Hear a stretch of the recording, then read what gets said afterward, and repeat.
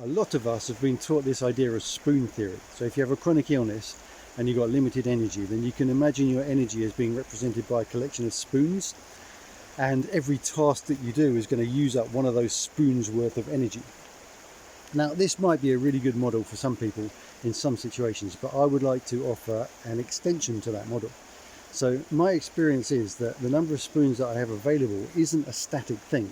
It's not that I wake up on Monday morning and I know I've got 10 spoons and 2 of them are going to be having a shower, and then I'm going to go back to bed and then I'm going to have 2 more spoons to have lunch. Sometimes it feels like that, but actually, throughout the progression of my recovery, I've found something different. And that is my available energy fluctuates throughout the day. So it could well be that at a given moment, I might feel that I've got, almost no spoons. I'm completely knackered. I need to lie down. I can't really do anything apart from just lie there and stare into space. And then another time in the same day, I might feel that I've actually got a few spoons and I can actually maybe go for a gentle walk or something like that. I'm just going to stop talking. So we've got a steam train coming by. Don't know if you can see it.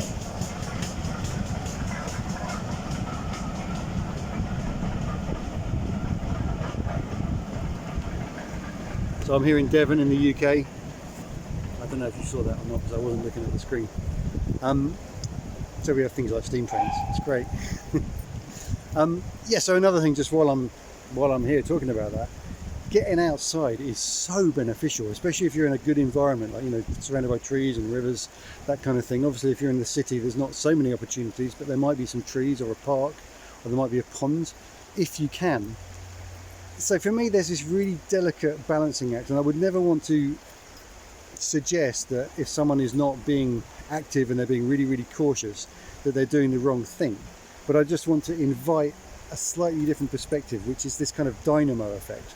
So sometimes if we're doing an appropriate level of activity for our condition, then that activity doesn't simply drain us, it actually charges our battery like a dynamo or an alternator in a car, as long as we stay very, very comfortably within our envelope of possibility. And I would say, I've made a video about this in the past, but if you stay within 50% of what you feel you could do, then the chances are you're not going to go into the red, you're not going to red line, and you're not going to end up with payback, as long as you're very, very cautious, but not so cautious that you're actually draining yourself through the kind of mental micromanagement and the worrying and anxiety about have I done too much, all of that can actually be very draining. Whereas going for a walk in a beautiful place, it may seem that it's going to take more energy, but it may be that the net effect is beneficial. Another aspect of this is that maybe the reason for that is that there is this thing called stagnation, right? So obviously if we're chronically ill and we've got chronic fatigue or other related conditions, there's going to be a lot of time where you're sitting still, maybe you're quite depressed, your energy is quite heavy and stagnant. Basically, there's not a lot of movement, there's not a lot of flow. And it could well be that if we can skillfully change that energy, that stagnation, in a way that isn't pushing us too much, but it is actually giving us a different flavour, a different type of energy, then on balance, that's not going to be like I've used up my spoon. It's like, no, I've actually charged my battery a bit. So for example, mindful movement, or even if it's just doing some deep breathing, diaphragmatic breathing, or something that's appropriate for where you're at, is going to help.